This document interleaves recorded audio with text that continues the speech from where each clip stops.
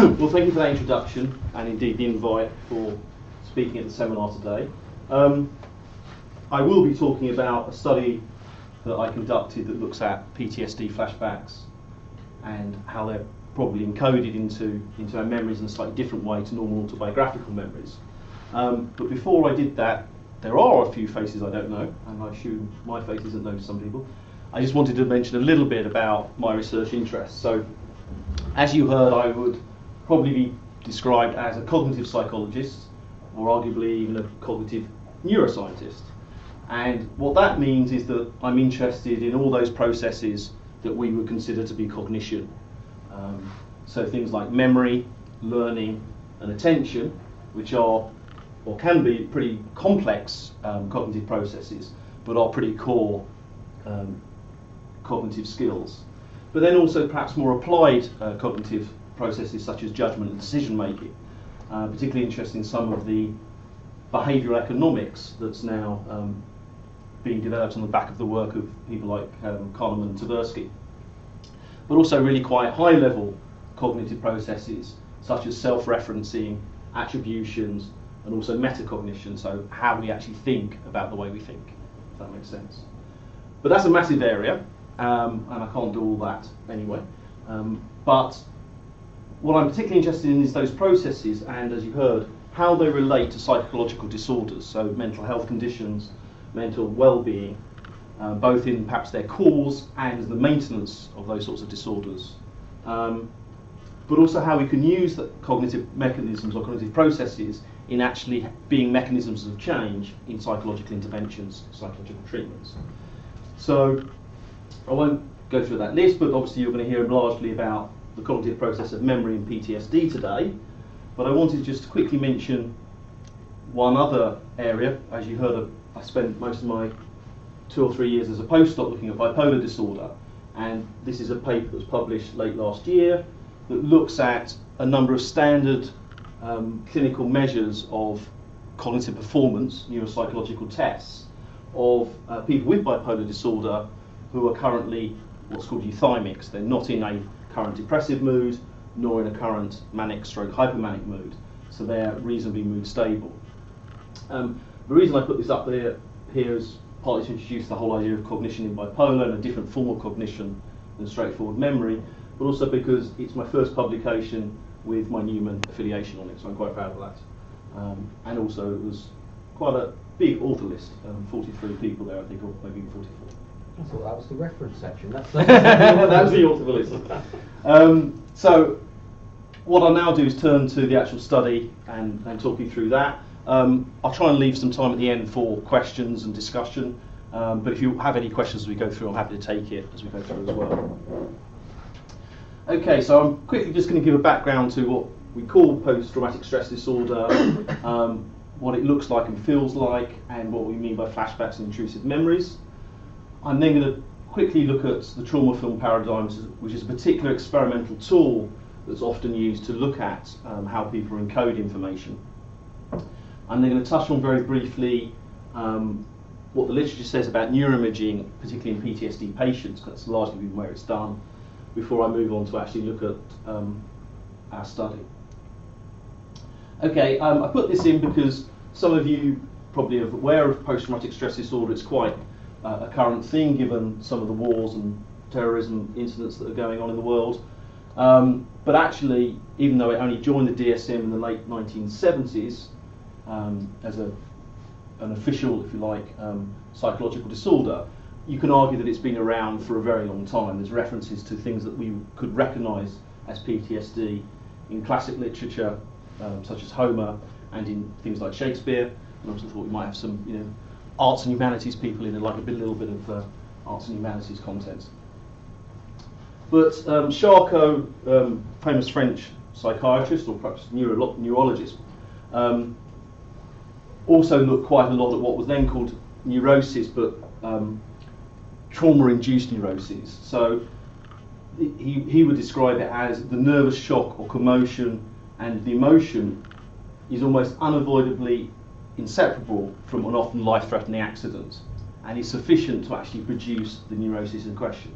So already you're getting a very strong link between a particular event occurring in someone's life and it causing mental distress. So I'm now going to talk through what the kind of clinical definition, or at least one clinical definition of post-traumatic distress disorder is. Some of you might know the Diagnostic and Statistical Manual of the American Psychiatric Association. The latest version, DSM-5, was published back in May of last year. But this work was done back when we were still on DSM-4. I actually don't think the changes matter that much, but I'll talk you through those as well. So first of all, basically to be diagnosed with PTSD, you must have experienced or indeed witnessed or been confronted with a traumatic event. And a traumatic event is defined as, or was defined as, an actual or threatened death, serious injury, or threat to the physical integrity. But just experiencing it isn't enough. You also had to meet the criterion of having an intense emotional reaction, particularly in DSM-4, fear, horror, or helplessness that you experienced at the time of the event. So already in the definition of PTSD, what was going on for you emotionally at the time of trauma, or peri-traumatically, is a technical term for that at the time, is actually central to the definition. Now in DSM-5, again we still have perhaps a slightly tighter definition of what experiencing means. So it's directly experiencing, witnessing in person, learning that the events occurred but only to a close friend or relative. And basically that's to exclude kind of vicarious trauma, so people watching horror films or news footage. It was felt that although you can get very similar symptoms, that wasn't intended to be captured by the definition. And what they've also done is got rid of this requirement of having the intense emotional experience at the time. Now, I don't think that's because they're saying it no longer is important. It's more a case of that's something you can't really verify. How can you know what someone's feeling at the time of trauma? And why should you also limit it to fear, horror, and helplessness? A lot of research suggests that actually feelings of guilt, feelings of anger might also predict a post-traumatic stress disorder. So although the definition's changed quite a bit from a technical point of view, it doesn't really change what you generally see and what is generally presented. So in addition to having had that event, what you then also have to be experiencing is a number of symptoms from three main key symptom clusters, and they're known as re-experiencing, hyperarousal, and avoidance. And really the hallmark of PTSD, or the actual classic symptom that people really focus on, is one re-experiencing symptom. That of having really quite vivid, sensory rich, so again you're really seeing the colours, you're smelling any smells, you're hearing the soundtrack of things happening to you, which are hugely emotionally distressing, and they will just pop into your mind seemingly unbidden and unaccounted for. Now sometimes those sorts of intrusive memories are also termed flashbacks. Some clinicians like to keep the term flashback for when you have that intrusive memory experience, but you have it in such a way that you actually have a dissociative state. So you actually really feel like you're back at the time of when the events happened. Some people are a bit more liberal about the use of flashbacks and mean any kind of PTSD-related intrusive memory to really differentiate from the other cases of when you get intrusive memories, because it's actually quite common for all of us to have quite emotional memories and have them pop into our minds when something just seems to trigger them. Also, probably more accurately, when we talk about these intrusive memories or flashbacks, we don't get the whole traumatic event come back to us. What you get from a number of patient studies is just 2 or 3 key fragments of the traumatic events. And sometimes they're called hotspots, because that's when emotion was at its highest, that's when things were most distressing for you, is what's felt. And in terms of prevalence, again, people tend to have the belief, I guess, that the traumatic experience is really quite rare, it's really quite unusual. But actually most of the epidemiological studies suggest that it's not. It's actually really quite common. Something like 80% of us during our adult lives, or whole lives, are likely to experience at least one traumatic event. Now that doesn't mean you go on to get PTSD. The rates of people even trauma exposed who then go on to get PTSD are much lower than 100%, and for some types of trauma as low as only 0.51%. there's a great variation in prevalence rates of PTSD depending on the type of trauma you experience. It's lowest for things like natural events, earthquakes, volcanoes, tsunamis, that type of thing, are much higher for political torture and sexual assault and rape. So again, I think that's important because it does suggest that, again, when you're studying PTSD, you're actually looking at a very variable kind of index trauma, variable condition with a lot of homogeneity in it. Heterogeneity in it. Okay. And there have been quite a lot of different theories about why PTSD occurs and also how we might treat it. But the two kind of principal current clinical cognitive theories, I would call them, really emphasise the information processing that you undergo in your brain at the time of trauma. In particular, people talk about, Ellis and Clark talk about a shift from kind of semantic processing to perceptual processing. And Bruin talks about actually having two different memory systems, one being verbally accessible, so again it has semantic content you can access by using your internal monologue, and situational access memory, so again very much sensory rich, perceptually rich. And the theories suggest that this shift in processing balance, and it's not the case of you go from one to the other, you're constantly doing both, but the relative balance between the two types of processing change is what the theory suggests, could explain why some people experience trauma but recover, and other people go on to develop PSD. So basically, at the time of trauma, you might have a slight change in balancing, but it's not extreme, but also you're able to reprocess that and get the balance back in the preceding couple of weeks, whereas those that develop PTSD either have a larger shift or aren't able to do the reprocessing, either due to avoidance, self-medication with alcohol or drugs or whatever it might be.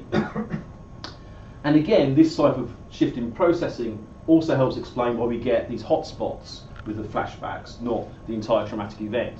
So those shifts in balancing, in encoding balance, only occur at specific individual times, and they're the short sections, whilst that change takes place, results in the encoding. So these are great theories, and again, we've actually got some treatments that seem to work based on this sort of theory, but there's actually really little evidence to support a role for peri-traumatic information processing the way that the theories argue. And I think that's just basically because it's totally impractical or unethical to look at what's going on in terms of encoding, memory encoding at the time of a trauma. So what people have done who want to look at this supposedly key part of the timeline is use an analogue event, the trauma film. So basically, a film is created that has scenes that would constitute traumatic events if you saw them live, such as injury, death, etc. And they're basically shown to healthy controls, and they induce these intrusive memories in people. So we give them diaries to go away and record what happens to them, what those intrusions are, how many they have, what the content of them are. And thankfully, because this isn't full trauma, those intrusive memories seem to die away after only 2 or 3 days. So we typically ask them to keep a diary for a week just to check they have returned completely to normal. And so this diagram just shows the trauma film paradigm. Typically, the participants, all healthy volunteers, all informed exactly what they're going to, or the nature of what they're going to see, so they can choose not to if they have any concerns. But they come into the lab, have some pre-film checks and measures, view the trauma film. Sometimes there's some sorts of manipulations with deliberately forcing encoding one way or another to see what the effects are. There's then post-film measures to see what effect the trauma film had on them in terms of emotional content. We then sit them down, explain what an intrusive memory is, ask them to keep this diary, making sure they note as much detail as they can about this hotspot that flashes back for them or more. And then a week later they come back, we talk through the diary with them and have some sort of follow-up measures as well. So that's kind of what's been used, but obviously there's nothing really telling us there biologically or physically about what's going on in the brain. So what people have done is used neuroimaging techniques to look at basically the brain activation patterns and the structural changes that may happen in people with PTSD. But they've only really looked at PTSD patients. So these are people that have had PTSD, been diagnosed with PTSD, and often for a very long time. And a lot of these studies have been done on particularly Vietnam veterans in the US. So you're talking about 20 or 30 years after their traumatic experience. You're picking up a lot of post-event comorbidities, if you like. A lot of these people, to deal with their stress, are on all sorts of drink and drug combinations. But generally what that literature finds is that the amygdala is involved some way, somehow in PTSD. Again, perhaps that shouldn't be surprising. We know amygdala processes emotional information. These memories, these things are inherently emotional. And what they seem to suggest is that people who have PTSD currently show increased activation of the amygdala. And also, if you look at some studies that have done with people who actually had lesions in their amygdala, typically through war damage, then they actually were prevented from going on to get PTSD compared to other people who were exposed without the amygdala damage. There also seems to be an involvement of the brain, part of the brain called the medial prefrontal cortex, particularly including the orbitofrontal cortex, and that seems to be showing decreased function in people with PTSD. Similarly, we know that the hippocampus seems to be involved in PTSD. Again, perhaps not surprising, the hippocampus is known to be involved in the encoding and recall of memories. Again, this phenomenon is largely a memory phenomenon, so perhaps we shouldn't be surprised. There's been a lot of work suggesting there is reduced volume of the hippocampus in people with PTSD, but again, is that a result of having chronic PTSD or a cause? And perhaps there may be some reduced function of the hippocampus, although that's less clear. Very interesting twin studies actually now answered the cause versus consequence argument, and actually does look as though a small hippocampus is actually a risk factor pre-trauma to getting PTSD. But basically we've got no published imaging studies, neuroimaging studies, showing what's going on in the brain at the time of encoding, and both the DSM-4 and the theories we've got, clinical cognitive theories we've got, all suggest that what's going on at the time of trauma is key. So what we decided to do, before I move on to that, this is what I mean by neuroimaging. This is an MRI scanner. It's basically a very large magnet. Can be 3.5, can be 5 Teslas, can be 7 times the Earth's magnetic field. And basically participants lie down, moved into the coil, and by having a receptor coil placed over the person's head or different part of the body, if it's not a neuroscan, you can actually look at the activation that's going on in particular parts of that brain or other organs. So this is the study I'm going to talk about, and as I say, what we basically decided to do is take this idea of the trauma film paradigm, where we're inducing relatively benign but definitely intrusive memories of traumatic content in healthy individuals with that neuroimaging technique, so we can actually look at what's going on in their brain at the time people are encoding this information.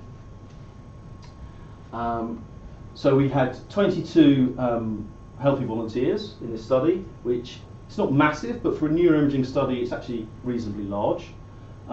Basically, neuroimaging is very time consuming and also very expensive to get time on the scanner. The design was within subjects, so every individual saw the same film, and we can't know until they come back a week later with their intrusion diary what particular events were intrusive for any one individual. So it's what we call a naturalistic event-based design.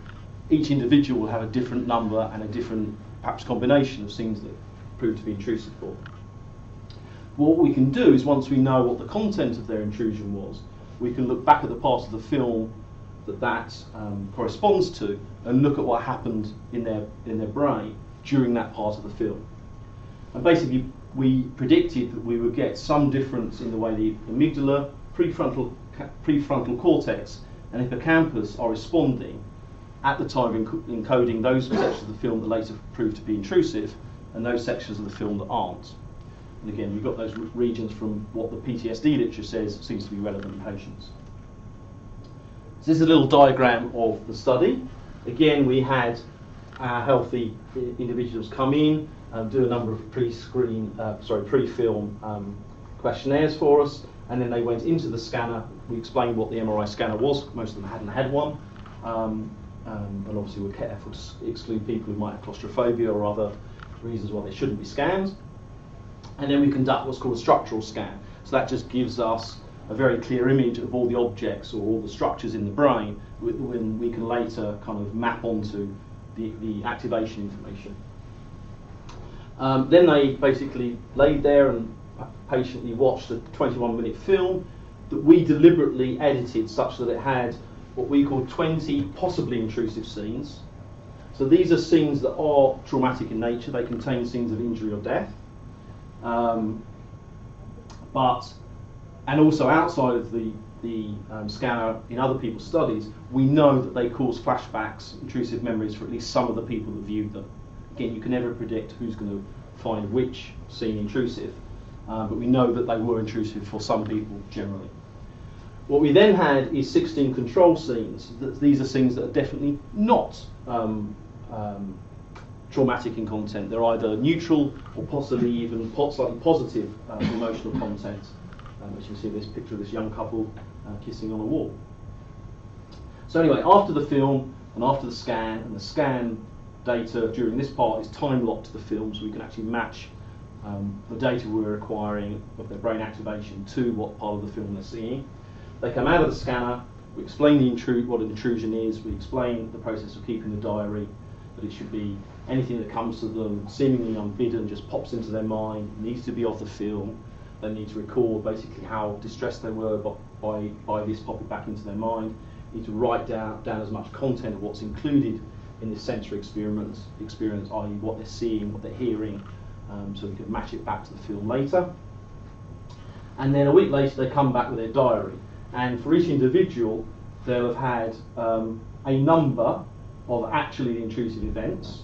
Again, we don't know necessarily how many each person's going to have or where they come from, but they'll have some, we hope. And then that leaves us with the remaining possible intrusive scenes that they didn't actually have as flashbacks. So these are things that are reasonably matched in terms of the type of content they're seeing and the emotionality of the content, but didn't prove to be intrusive. And then as another third set, we have then these kind of control events, these either neutral, possibly even positive events, which we know never flash back for anyone.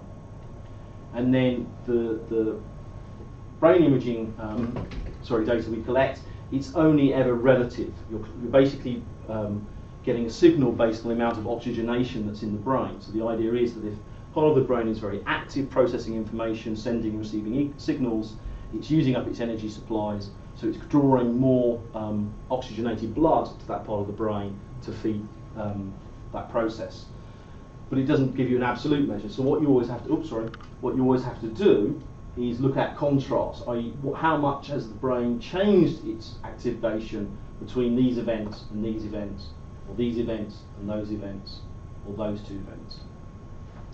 Okay, so before we get on to the nice pretty pictures of brains, which I've heard some colleagues refer to as blobology, we'll just give you some background information in terms of results. So out of our 22 people, the mean number of analog flashbacks they got, the mean number of intrusive memories they got during their week-long period was just under 7 each. Now, because some people get the same scene flashback a number of times before it gradually is reprocessed and is no longer intrusive for them, that meant that across our 22 subjects, the mean number of actual different scenes that flash back was 3.5. So some people were clearly having 1 or 2, some people were having 3 or 4, whatever. But the mean across the whole group is 3.5 different scenes from the film flashing back. Bill? I was just going to say, the standard deviation seems quite large on that mean number. It is. We'll talk about that. I think I've got some graphs at the end that can look at that. Basically, every individual had at least one flashback. As you see, the range is 1 to 9. So I'll talk about that later. Do you have a question, Bill? Using analog flashbacks to mean intrusive thoughts, not. I'm taking them to mean intrusive sensory experiences. So a verbal thought doesn't count for this purpose. It's anything they actually see or hear. If you see what I mean, it's got to be an auditory sensory experience. It can't just be, oh, that film was horrible. Does that make sense? Yeah. And it's got a map pretty close to Yeah, and they've got to be able to describe it so that you can pinpoint it to the section of the film. So, for example, I had one person, because there's quite a few car crash scenes in there, they actually had a flashback whilst they were reversing out the drive about an accident happening to them with their car. So, although it's clearly related to the film, it wasn't from the film, so we couldn't use that as a flashback. So that sort of experience isn't in these numbers. Now, the other thing to notice is, as I said, we have these 20 potentially intrusive scenes, so things that generally have been found to cause flashbacks, and at least some people have viewed them. And what we got in our sample of only 22 people is that 17 of those 20 scenes produced an analog flashback for at least one person in that group, and that no single scene was intrusive for more than half the group. So again, that's quite important because we're not getting activations associated with encoding a particular scene. We're getting a reasonable spread of scenes across the group, and no one scene is seeming to dominate. So it's not just this is truly horrible for everyone. There seems to be something that's quite idiosyncratic and peculiar about the way people are reacting to the different scenes in the film. So these are basically brain images. So what we do is we start low down in the brain. They're basically transverse slices through the brain this way, and we start relatively low and we move up towards the top of the head as we go up to the right. Also, because you're actually looking from someone's feet, they're actually transposed. So the left of the picture is actually the person's right hemisphere, and the right of the picture is the left hemisphere. And what these coloured areas show in the top row is, is those areas of the brain that are significantly more active when they're viewing those scenes that for that individual were intrusive, versus the rest of those possible scenes that weren't intrusive. So we call those the potential scenes. Then in the middle row we're seeing scenes where again there's increased activation when they're viewing actual intrusive scenes versus those control scenes that actually have no traumatic content in them at all. And also at the bottom here we've got those scenes that could be intrusive for some people but actually weren't for them, and again those control scenes. And the first thing to notice is we actually get quite widespread activations across a lot of areas of the brain in all three contrasts, which we really weren't expecting. Most seasoned neuroimagers will tell you need something like 10 or 20 events to get any sort of signal because of the signal to noise ratio in this technique, whereas we're getting an average of 3.5. So we were quite surprised by this. But what's interesting is that, as you can see on this picture, where we've just basically taken the same structural image but overlaid the areas of increased activations from the actual versus potential contrast, shown in orange, and there's actually orange under most of this yellow, you'll see it peeking out in places there, as well as the actual versus control yellow areas. And what that tells us is these areas that are basically coming up in both colours are showing something about something horrible versus control, because it's actual versus control and actual versus potential. And then in orange, something that's very special about areas that are processing the actual differently from the potentials. And those areas are the left inferior frontal gyrus, circled in blue, and bilaterally the medial temporal gyrus, circled in green. To try and understand what's going on a bit more, since we had so many areas, we basically did a region of interest analysis. So this basically is showing for various areas of interest. So this is the amygdala, structure of the brain. This is the nucleus accumbens. This is the putamen. This is the rostral anterior cingulate cortex. This is the thalamus. This is the ventral occipital lobe. Down here we've got the left inferior frontal gyrus that was on the previous slide, medial temporal gyrus on the other side, and then we've got the hippocampus, because that was also one of the areas that we hypothesised would be differentially activated. So what we've done is basically split these into three different groups. So on the top here, we've got the brain areas that are basically significantly more activated when they're viewing potential scenes versus control. The baseline is basically how active they are when viewing the control scenes, but also significantly more active when they're viewing the actuals versus the controls, but also the actuals versus potentials. So we term this some kind of dose-dependent effect. Because if you take the sort of activation that those parts of the brain are undergoing when they're viewing just a control scene, they're significantly more activated when it's got traumatic content but it's not intrusive for them, and then significantly more activated again when they're seeing something that truly does flash back for them. But then we've got these other areas which, from the previous picture, you saw basically there wasn't any yellow activation in them. There also isn't any blue. So actual scenes versus control scenes doesn't show a significant increased level of activation. It is increased, but not significantly so. And on the potentials, there's actually a deactivation, so less active when they're viewing potential scenes versus control. Again, not significantly so. But the difference between viewing the actual and potential scenes is significantly different. So they seem to be doing something very, very different from scenes that are horrible and flash back, from scenes that are potentially horrible, or are horrible, have horrible content but don't flash back. So they seem to be really key in deciding what flashes back for someone. Interestingly enough, in the hippocampus, we had no significant differences in activation. Corin, I'm kind of struggling to keep track of all the information. And Sure, I guess okay. Our non-psychological colleagues are probably even more so. It looks, from the top line, I'm kind of making sense of that by thinking it looks like there's a kind of a threshold effect, that when the activation is beyond a certain threshold, then it leads to intrusive thoughts or flashbacks. That's potentially true. Because there's obviously an activation, because the purple showing something happens into control, but not enough, it seems. That's one interpretation of what's going on, that perhaps it's significantly activated but not enough to be a flashback, so you get this dose effect. It has to be even more horrible, if you like, to be a flashback. So that's what that could be telling us. But then it doesn't explain what these areas down here are doing, because they seem to be doing something very different. That's different parts of the brain, isn't it? So, yes. So for those ones at the top, yes. that works for that, but for down there, it's a different Exactly. emotion. Exactly. Yeah. Exactly. So what we're saying is actually different parts of your brain behave very differently. Presumably, the little T shapes on top of the graphs are like your standard. They're standard errors, yes. Yeah. So there's no individual subject where the blue thing was higher than the yellow thing at anything. That looks to be true from the graph, yeah. Great. Oh, so the yellow line goes up to the bottom, and then So C goes to the top, and that's the mean. Yeah. And then that's the standard error, positive and negative. I obviously can't see the negative because it's filled in. I understand. That's the mean with the standard error either side. It's not the maximum minimum. No, it's not the maximum minimum. It's standard error. Sorry. Great.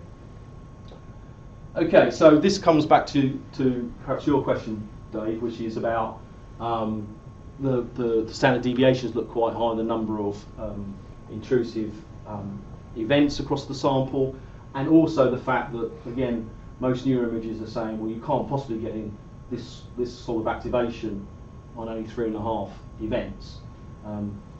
So we basically spent a lot of time trying to convince ourselves of this. So this is what, up here we've got basically the number of flashbacks events and the number of participants that experience them. So again, you can see we've got 6 people who only had one different, they might have had that single event, that single part of the film flashback several times in the week, but they only had one hotspot of the film, if that makes sense. Then we've got 5 people here who had 2 different parts of the film flashback for them. Then we've got 2 with 3, so on and so forth, up to 2 people with 8, no, 1 person with 8, sorry, and 2 people with 9. So that kind of explains what a standard deviation is. So to try and get our heads around whether we were getting just some sort of false positive result, we were just picking up a random noise and then it just looks to be significant. We looked at the amount of variance that was there for the number of flashbacks. So as the number of flashbacks went up, as you'd expect with a true signal, as it were, the amount of variance goes down. You're more confident that you're getting a real signal at the higher end. And then what we did is basically, this was just one slice of the rows you saw before, where we had all our participants in where they had at least one flashback. And then we basically reduced the number of people. We threw out all those that only had one. So we've got the people who had 2 or more flashbacks. Then we threw out all the people that only had 2, so we've got 3 or more. And then we threw out all the people that had less than 3, so we've only got 4 or more. And we're down to only 9 people now, which again isn't that small for an imaging study, but I wouldn't want to go much smaller. And basically what we're showing here is that as we change the number of flashbacks and also the number of people, the areas of activation really aren't changing. It's not like we're getting some random signal that just happens to be here because we've got 22 people and we're getting spurious signal of the ones. it's not here because people with a large number of intrusions are kind of dominating. So we got pretty comfortable, and this actually went in as a supplementary materials when we finally got the document published. I mean, these aren't single event of single people. No, these are all the 22 people. Those are 22 people, those are 16 people, those are 11 people, those are 9. But yeah, it's a group level analysis. The other thing that we also thought very carefully about is, are we picking up on something that isn't really about encoding? Is it something to do with emotion? Perhaps as you were saying, Bill, that maybe we're just getting a threshold effect on emotion. Maybe it's really just an indication of something so much more emotional that's being intrusive, at least for some areas of the brain. Or are we picking up when things are really traumatic, your heart rate tends to go up, you tend to show some form of stress. So what we did is measure heart rate throughout the film, and we've got people, it had to be post the film, so we didn't want to interrupt the film, but as they came out of the scanner, whilst everything was really fresh, we got them to rate how emotional each of the scenes was for them as they were watching it. And basically we used those as covariates to take out any explanation or any signal we were getting that was due to heart rate or due to emotion. Basically with those covariates in, again you can see the pattern of brain activation really isn't changing very much. This is not being explained just by systemic heart rate changes, and nor is it being explained by individual perceptions of emotion, or these self-report levels of emotion. It's not perfect, but it's the best we could do. So that basically was the study. So just to summarise, what we got in response to these analog flashbacks that we're able to generate is increased activation across wide areas of the brain. We've got some areas related to emotion and other areas like nuclear accumbens, thalamus, etc., where activation seems to be necessary, significantly increased activation seems to be necessary for intrusive encoding, but not sufficient, because there seems to be a higher threshold, if you like. But also we've got these, we've got these two key areas of the left inferior frontal gyrus and the medial temporal gyrus that appear to be doing something very different between horrible stuff that doesn't flash back and horrible stuff that does. So what we're suggesting is there may be a breakdown of suppression of activation in those areas. So if you're viewing something horrible but you're just able to tolerate it, you can basically suppress activation in these areas. You can control your response to it. It may not be consciously controlled, but there's some sort of control mechanism. And when things get really too much for you, that breaks down, they become active, and then you encode an intrusion. So again, just to conclude, that we basically found that there was a specific brain activation that was associated with things that come back and intrude in your memory, and this has been called the neural flashback signature. And it's supportive of these clinical cognitive theories that say how you process information at the time is truly different in something that flashes back for you than how it does, and this, I think, is the first evidence to support that. I think this is also quite important just clinically as well, because a lot of people with PTSD struggle to deal with what they're experiencing, and some kind of explanation that says, actually this is really quite normal, your brain's just doing something different, it's not your fault, because there's a lot of guilt associated with PTSD, could also be very useful. You may come on to deal with this, and I might be completely wrong. The nucleus accumbens, I mean, that's normally considered to be involved in reinforcement. It can be used. It can be used in conditioning and kind of I was wondering if that is habitual learning. Possible. But it's also quite an area that's quite connected to many parts of the brain. It's often as kind of a signal processing area. So again, we don't know everything that every structure does, as you know, Dave. So we can't really say necessarily what it's doing, but we know it's involved. That's about what we can say from this stage. I mean, it's only correlation as well. But anyway, it does suggest that what goes on peri-traumatically could be key in determining what parts of your experience intrude later on. Therefore, can explain hotspots potentially, and it could explain an individual vulnerability for PTSD. You're more likely to process information in this way. Just before I end, since that was quite a rush through the study, I just wanted to point out that this paper is now published, but it actually took us 5 years to publish that paper. It took me about 10 months to prepare everything I needed to conduct this study, in terms of preparing all the film materials, getting NHS ethics for this, because obviously what we're doing is ethically sensitive, and even to get external funding for the brain scans. I mean, MRC funded my PhD, but there wasn't enough in there to fund the brain scans.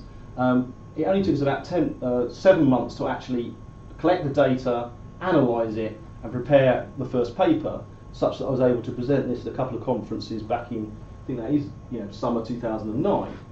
But then we went through a 3 and 4 year process of being rejected from up to 9 different journals. Okay, we probably started a little too high maybe, because we started submitting to Nature Neuroscience, Science and Nature, and then the Proceedings of the National Academy of Sciences. But we ended quite low and then actually started going back up again. And we ended up being published in Psychological Medicine, which has an impact factor of about 6, which is considerably larger than a few of the papers that rejected us. So again, just a message in terms of research, it really isn't as easy as it looks in a 20-minute or half an hour presentation. So I just wanted to thank the people who funded me so far, Medical Research Council for my DPhil, 7th Framework Programme of the European Union for my postdoc, and Guarantors of Brain for allowing me to attend those conferences, as well as all our participants who suffered, but thankfully didn't suffer too much for the work. That's it. So I hope I did leave enough time, back for 15 minutes, for questions and discussion, if anyone has anything. So can I come at this from a completely different angle? Yes, of course. More experiential and human in the broader sense. If you go back to your conclusions, I think in terms of perhaps real-world applications that could come from this, and that while you were talking, there were many aspects to the research that seemed to me of interest, and I'd like to ask questions about. Sure, but they're not actually to do with what you're studying. No. So I want to focus in on that. And it's that the second bullet point, really, in a way, and particularly the second point, that peri-traumatic encoding are key in determining what images later do, may explain vulnerability for PTSD. So does that say that if you were able to establish whether someone had experienced or had been through peri-traumatic periods in their life that had intruded in terms of encoding those peri-traumatic moments, would that explain some susceptibility to PTSD that might discourage you from either sending someone into a war zone? Or potentially, yes. I mean, again, we've got, this isn't the best way of looking at that. There's quite a lot of epidemiological studies that have looked at what are the risk factors for getting PTSD given a trauma exposure compared to those people who are trauma exposed and don't. And certainly one of the highest risk factors is prior traumatic exposure. Yeah. So if you've had prior traumatic events, you may not have got PTSD from those, but it's created a can I say the word? Thank you. So, yeah, that word.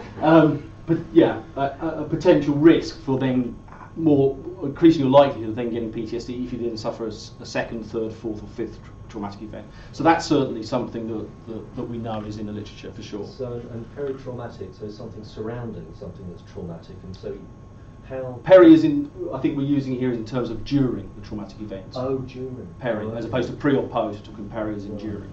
During, okay. I see. When you talk about vulnerability, I mean, I suppose it sort of invites the question about maybe a more physical susceptibility. I mean, could be talking either structural or perhaps genetic components to it. Any thoughts on that? Well, as I say, the one key study that's looked at certainly structural from a genetic point of view is a neuroimaging study that looked at identical twins that had neither of whom had been, one of whom had been trauma exposed and either had gone on to develop PTSD or had been trauma exposed and didn't, and then the other twin of each of those people, if you like, who hadn't been trauma exposed. And what that suggested was that the siblings of the people who hadn't been trauma exposed that had small hippocampi had gone on to a much higher risk of going on to get PTSD if they were trauma exposed than those people who were trauma exposed and didn't get PTSD. So again, it's trying to unravel this well-founded finding that people with PTSD tend to have small hippocampi. The question is, why is that? Is that a cause of having chronic PTSD, or is that actually a risk factor, potential causal factor? So this study, from looking at twins, tried to suggest that actually, yes, having a small hippocampus is a risk factor. Again, why? Who knows? But there certainly could be true structural, possibly even genetic risks that we otherwise don't know about in terms of PTSD. Sure. I'm not a psychologist. What does encoding mean? Encoding is basically the term that's used for the way we take information in from the outside world and basically then able to store it. What model of memory was that? What's the metaphor behind it? Most memory models were generated in the 60s and 70s and come from a kind of a computer kind of metaphor. So it's the way we basically take in information from the outside world and it's turned into neural pulses in the brain, neurotransmitters flowing between synapses. Yeah, but background, you're imagining a substrate that's being written on by perception. That's effectively what we're doing with memory that's stored, yes. Okay. Correct. And the general kind of neurobiological ideas of memory is that information seems to flow through the hippocampus, although it's not where memories are stored, and then different aspects of the memory are stored in different parts of the medial temporal cortex, and then the hippocampus is used to basically bring those different components back together again when we remember. Okay. But it's certainly true that the analogies of, if you like, taping something on a videotape or DVD or storing something on a hard drive or a USB stick isn't how memory works. It's actually a reconstructive process. So when you do recall the memory, it's actually very liable and labile and actually can be interfered with and distorted. So that's certainly still true. Nothing I've said hopefully doesn't allow for that, but you're absolutely right. That is well known. I have a follow-up as well. Yeah, sure. So, are you making a value judgment here? Is PTSD based on bad things happening versus good things happening? And at what point do we, as potential PTSD sufferers, decide that the event is bad? Is it an existential threat? I think because we're looking at things that cause distress and therefore help seeking, PTSD is without doubt limited to only bad events. There's no doubt about that. Okay. But the definition of PTSD isn't just the experiencing of a bad event. No. So, but what makes the event bad? That's not for a clinician or someone to judge. It's for the individual to judge. Okay. So what they present with is symptoms. They're having nightmares. They're having flashbacks. They're avoiding people. They're withdrawing. They're having a whole cluster of symptoms that I didn't even go into. Yeah. That then says, "I'm not happy the way I am. I'd like help, please, with this." So if that makes sense. Could the boy and the girl kissing be a traumatic event? I guess potentially it could be. But are you asking what makes the event traumatic in the first place? I think that is normal definition. It's often one in which people think they might have been killed. Yeah. Is that not? Yeah, I think it was actual or threatened death, bodily injury, or sexual violation. So. Okay. Can I the controls that you use, the control images which involve the boy and the girl kissing, Yeah. so they've been tested on numerous people and they've been not reported to be. Correct. That's also true. It's also true. I mean, maybe again, I showed a very positive image that, as you say, for some people may be offensive, or unpleasant, or bad, or whatever word you want to use. But what we had shown is that all the control scenes were generally neutralish in emotion because people rated them, and no one had experienced a flashback to them in studies outside of this, and indeed in this study as well. Okay. None of our 22 did. Just one last question then. So this is basically socially conditioned. That if you grew up in a society in which kissing between men and women posed an existential threat, seeing that might be traumatic. I mean, I guess potentially. I mean, the whole of mental health is effectively culturally bound. Yeah. So I suppose potentially yes. But what we're getting at here is not whether something is unpleasant for you or not, or threatening or not. It's whether it's given that it is threatening, at least in the culture we're working with, does it go on to be intrusive for you and cause you distress? So it's more than is just something threatening. Great. Does that make sense? Absolutely. Can I come? Oh, sorry. No, go ahead. Can I come back to hippocampus again? Yeah, sure. Given its implications for consolidation of memory, and it's not just always immediate, it can be over a period of time where we're laying down memory traces for one, so it can go on for, it's been shown to be critical over periods of weeks in some cases. Yep. Of memory. Are we aware of any sort of, and I don't know the answer to this, it's not one of those sort of questions, of any sort, I'm thinking about how the function of the hippocampus can be disrupted by the nature of the events, the traumatic events. So is there any linkage between those evidence? Well, I mean, what was interesting in our study is we actually didn't see any differential activation at encoding in the hippocampus. So actually, part of our flashback signature at encoding didn't involve the hippocampus. I mean, the hippocampus is definitely active, but it's not more or less so in the different scenes. Now, because I've already talked about one of the structural things that really does seem to be a risk factor is a small hippocampus, then you're absolutely right. Maybe the hippocampus isn't involved in creating something that's being intrusive in the first place, but maybe it's having perhaps processing difficulties in the hippocampus that prevents you from reprocessing the initially intrusive memory back in a way such that it isn't intrusive. Yes. Because again, that's one of my very strong feelings about PTSD is actually, I mean, technically you can't diagnose it for at least 4 weeks after the intrusive event, because following a traumatic incident, nearly everyone will get some form of initial reaction with some sorts of nightmares or flashbacks. What's different, I think, is that in some people, those that don't go on to get PTSD, they're able to allow that to happen and re-experience that and actually be able to reprocess it in such a way that the memory's still there. It's still highly emotional and distressing, but it is under now your conscious control of whether to remember it or not, and it's only distressing when you remember it. Whereas those people that go on to get PTSD seem to possibly have a problem with allowing that reprocessing to go on, either because they can't, maybe their hippocampus doesn't work in such a way as perhaps you're hinting at, or maybe, and certainly this is what my feeling from kind of military cases, is because they're in a very macho culture, it's not something they want to talk about, admit to, so people, self-medicate with alcohol, deny, avoid, and we know, avoidance is a very bad cognitive tool because it basically means that it's going to come back even worse later. And alcohol is good for memory consolidation. Indeed, nor other drugs, nor is sleep deprivation, all the rest of it, things you might see in the military. So again, we don't really have any data on that, but that's my personal hunch as to perhaps why some people may go on to develop PTSD and others don't, is because for whatever reason, there could be a whole range of different reasons, they're not able or allowing themselves to do what the natural reprocessing. And is the amygdala implicated in that sort of processing anyway? Definitely, because the amygdala is involved in any emotional event, and certainly emotional memory, the amygdala is highly involved. And that amygdala was one of our predicted areas, and one of the areas in the dose-dependent, is the first area in the dose-dependent top of the graph. I suppose what we're trying to do is sort of draw the lines, aren't we, between these and work out how they're influencing. Absolutely, yeah.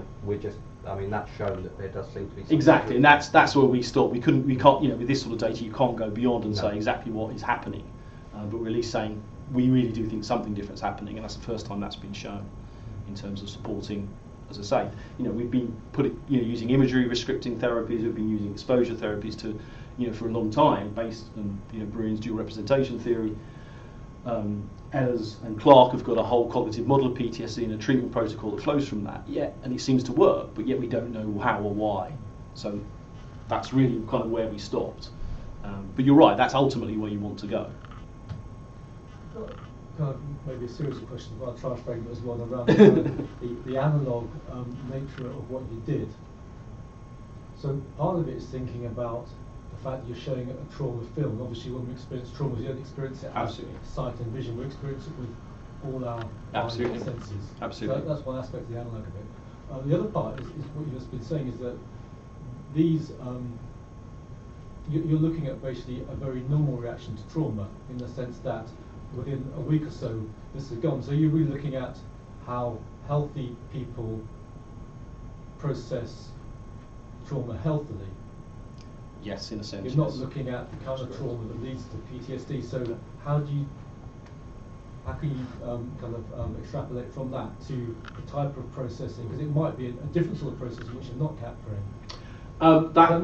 Yes, that makes absolute sense. What was the first part again? Trauma film. Trauma film as not being fully natural. Okay, absolutely. Well, under DSM-4, actually, people could get technically a PTS diagnosis from watching film footage.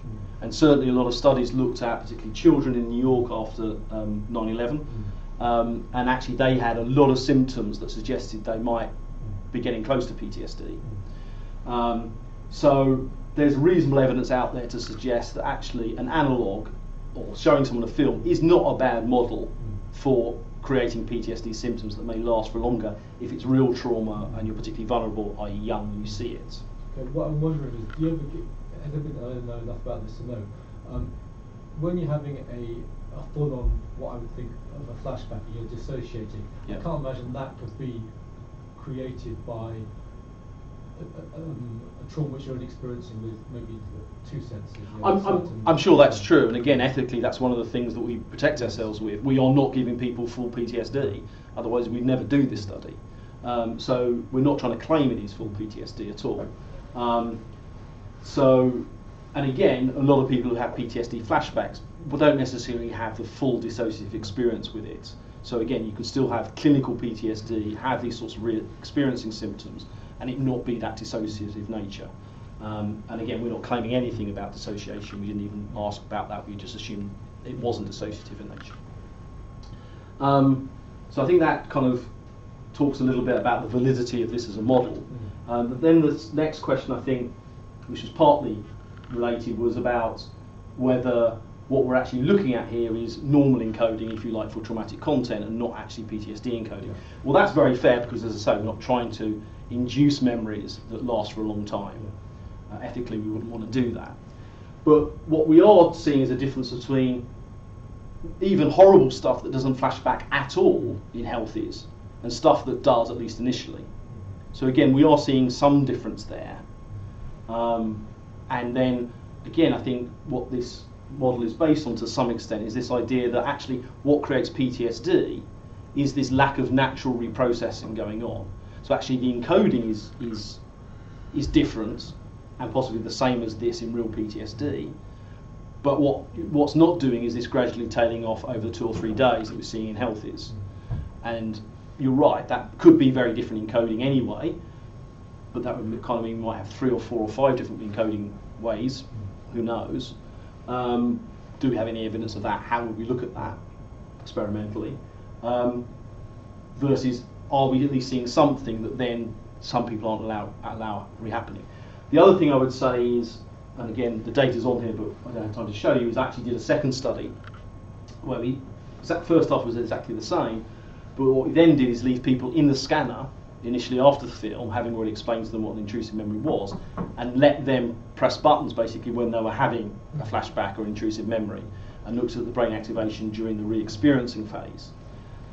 Now what we could do with that is all the studies I talked about on PTSD patients have actually looked at when they're listening to trauma scripts or being shown pictures that are reminiscent of their particular trauma, so car accidents for road traffic accidents, PTSD victims, scenes of war, explosions, whatever it might be for war veterans with PTSD. And all the areas of interest that I kind of highlighted in that literature basically came from the areas that were more active when they're supposedly having a re-experiencing, basically having a flashback. And what we saw in this analog technique is we basically saw almost exactly the same areas in our healthies when they're having a re-experiencing as we were in the patients. So again, doesn't quite answer the question, but it talks a little bit to that point. At least plausible. Exactly. And as I say, there's just no way of doing the real thing. It's just not ethical, it's just not realistic to have someone have a real trauma in a scanner. So I don't really see how we can do it another way. But you're absolutely right, we're not claiming this is trauma, we're just saying it might suggest that and lead to, and kind of bringing different pools of evidence together to try and make the argument. Sorry, I know we're on time, but a question just popped into my mind when you were saying this. Are you going to keep in contact with these 22 people? Yeah, well, I mean, the short answer is yes. Because what if something horrific happens to them? Yeah. And then you could rescan their brains?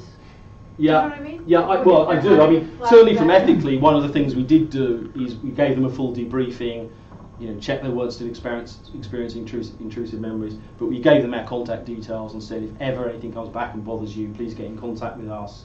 We had a clinical psychologist as part of the team, and they were available to go and see What them. I mean is, what But if they yes. are in a situation where they're experienced trauma that could lead to PTSD? Well, indeed. I mean, there's no way of us knowing that. Right. They would have to contact us, but they do Yeah. have our contact details, whether it's because something else has happened Yeah. or otherwise. So yeah, absolutely, they could do that. But again, would there be enough of them? Would they Yeah. be willing to, and all the rest of it? But yes, that's certainly a possibility.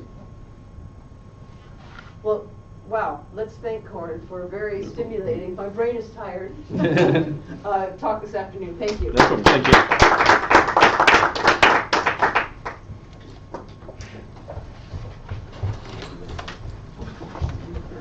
Leave you to do whatever you need to do. I think what I'm going to do now